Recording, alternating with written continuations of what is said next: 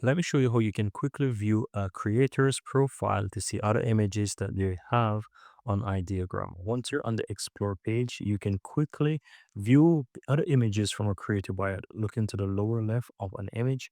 You'll find a profile, click on it, and so you'll be taken over to the creator's page. Here you can quickly click the three dots here, and you can either mute the creator if you don't want to see images from them, or you can follow them by clicking the follow button right there and even unfollow them if you don't want to, right? But here you can see when the creator join, you can see if they're like a elite creator or not, and you can look on all their images that they have designed or generated, right? So you can easily go ahead and find images from a creator like this.